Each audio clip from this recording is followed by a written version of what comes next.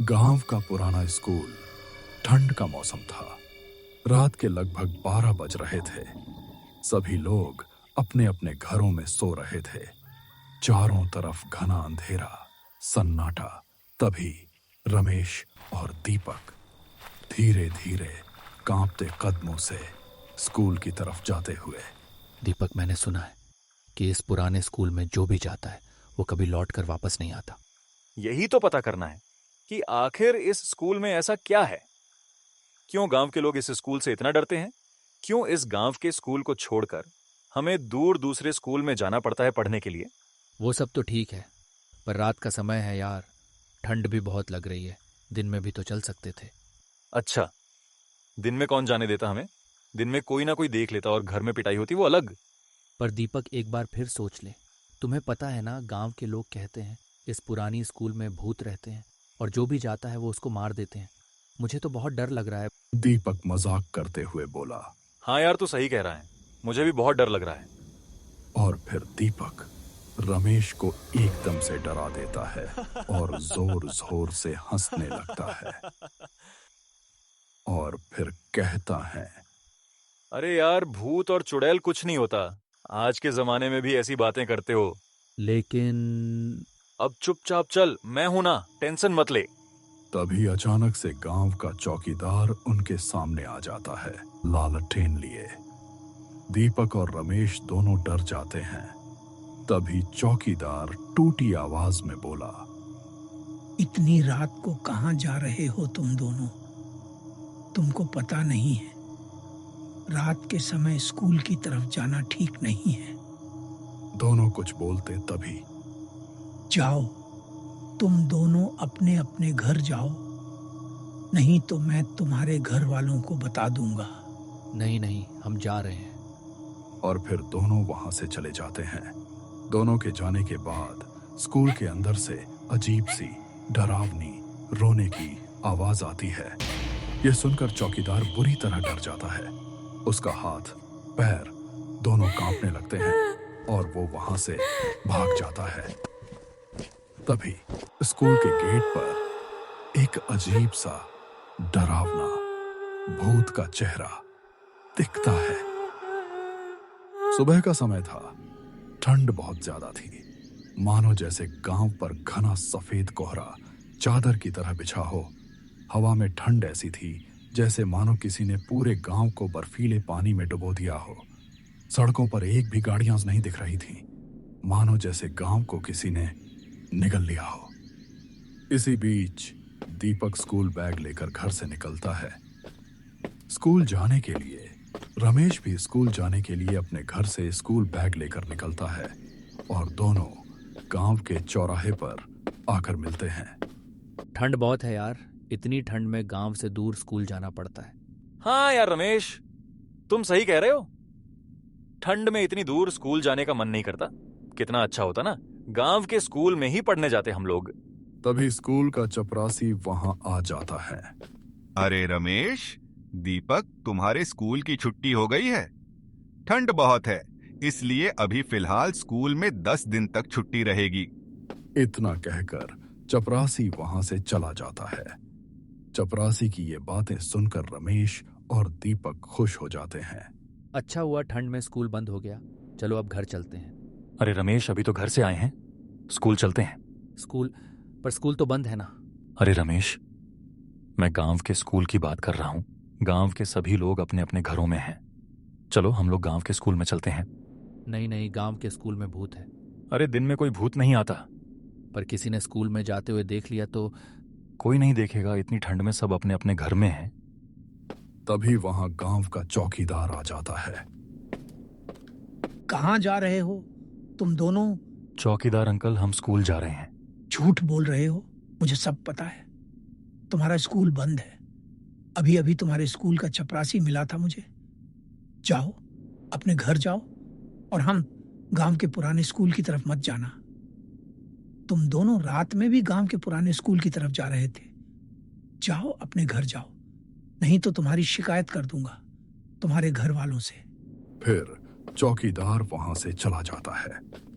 इधर रमेश और दीपक दोनों ने मन बना लिया था कि उनको स्कूल में जाना है और देखना है कि आखिर क्या है उस गांव के पुरानी स्कूल में। क्यों डरते हैं गांव के लोग इस स्कूल से, और वो दोनों स्कूल के तरफ जाने लगते हैं। थोड़ी ही देर में वो दोनों स्कूल के पास पहुंच जाते हैं। फिर धीरे धीरे रमेश और दीपक स्कूल के अंदर भी पहुंच जाते हैं। स्कूल के अंदर पहुंचते ही गेट अपने आप अचानक से बंद हो जाता है। रमेश और दीपक दोनों डर जाते हैं। दोनों दौड़ के गेट की तरफ जाते हैं गेट खोलने के लिए, लेकिन गेट नहीं खुलता है। तभी दोनों पीछे मुड़कर देखते हैं तो उनके सामने एक बूढ़ी औरत सफेद साड़ी में खड़ी होती है। यह देखकर दोनों काफी डर जाते हैं। इधर रमेश और दीपक के घर वालों को यह पता लगता है कि स्कूल आज बंद है, तो फिर रमेश और दीपक अभी तक घर क्यों नहीं आए। लेकिन उन्हें लगता है कि कहीं गए होंगे तो आ जाएंगे, लेकिन काफी देर हो जाती है। शाम होने को आई, पर अभी तक रमेश और दीपक में से कोई नहीं लौटा। फिर गांव में सभी जगह ढूंढते हैं, सभी लोगों से पूछते हैं, रमेश और दीपक के दोस्तों से भी पता करते हैं, लेकिन किसी को कुछ पता नहीं होता है। रमेश और दीपक के घर वाले घबरा जाते हैं। गांव के कुछ लोग और इकट्ठा हो जाते हैं। तभी चौकीदार वहां पहुंचता है।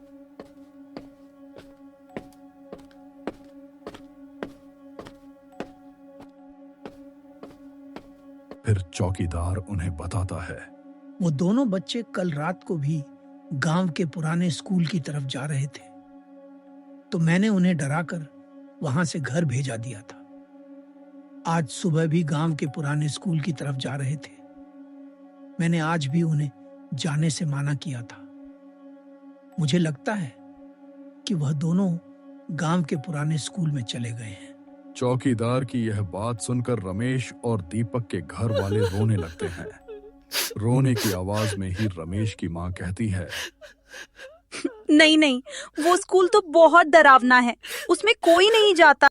तभी दीपक की माँ रोते हुए बोलती है, पता नहीं उस स्कूल की चुड़ैल ने हमारे बच्चों के साथ क्या किया होगा। तभी चौकीदार कहता है कि पड़ोस वाले गांव में एक तांत्रिक बाबा रहते हैं, मैं उन्हें बुलाकर लाता हूँ।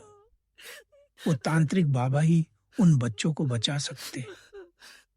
तब तक आप लोग स्कूल की तरफ चलिए, मैं बाबा को वहीं लेकर पहुंचता हूँ। रमेश और दीपक के घर वाले और गांव के सभी लोग स्कूल पर पहुंचते हैं।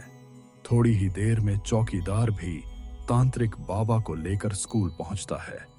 तांत्रिक बाबा अपने तंत्र मंत्र से चुड़ैल को बुलाते हैं।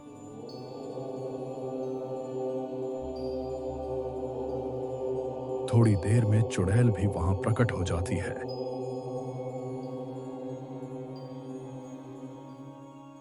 चुड़ैल के वहां प्रकट होते ही गांव के लोग आपस में बातें करते हैं कि अरे, यह तो वही गांव की बुढ़िया काकी है।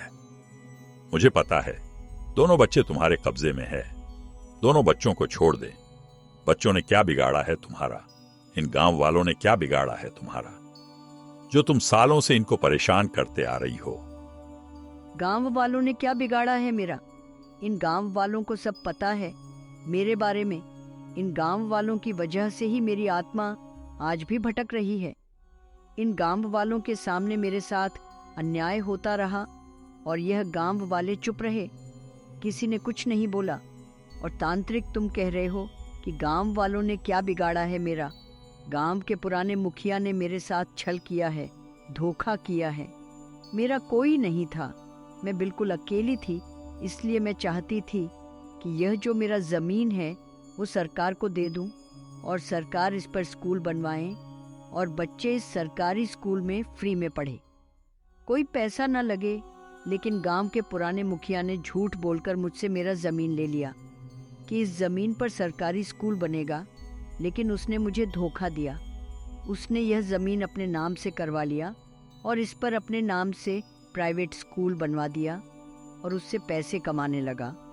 गरीब बच्चों से, गरीब गांव वालों से पैसे लेने लगा और ये बात सभी गांव वालों को पता है। फिर भी गांव वालों ने किसी ने कुछ नहीं बोला और जब मैंने इसका विरोध किया तो गांव के मुखिया ने मुझे मरवा दिया और स्कूल के पीछे ही दफना दिया मुझे।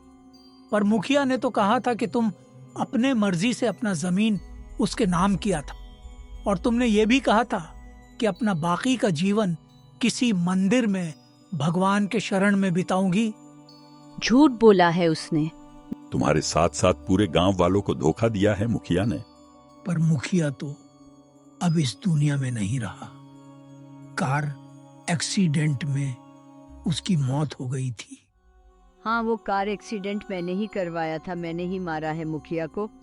जिसने तुम्हें धोखा दिया वो तो अब इस दुनिया में नहीं है, मार दिया तुमने उसे। अब क्या चाहती हो? क्यों परेशान कर रही हो गांव वालों को? उसे तो मैंने मार दिया, पर आज भी यह जमीन मुखिया के नाम से है। मैं चाहती हूँ कि इस जमीन पर सरकारी स्कूल बने और गांव के सभी बच्चे इसमें पढ़े, तभी मेरे आत्मा को शांति मिलेगी। मैं इस गांव का नया सरपंच हूं।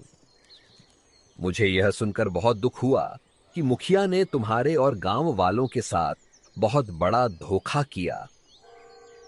मैं वादा करता हूं कि तुम्हारी जमीन पर सरकारी स्कूल बनेगी और गांव के सभी बच्चे उसमें पढ़ेंगे। सरपंच के वादा करते ही चुड़ैल स्कूल के गेट के तरफ देखती है और गेट खुल जाता है। रमेश और दीपक दोनों दौड़ते हुए अपने घर वालों के पास आते हैं।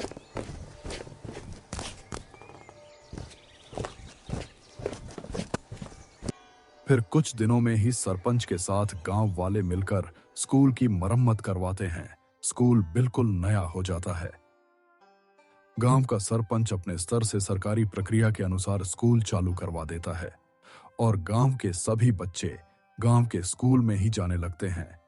अब उन्हें दूसरे गांव के स्कूल में पढ़ने के लिए नहीं जाना पड़ता।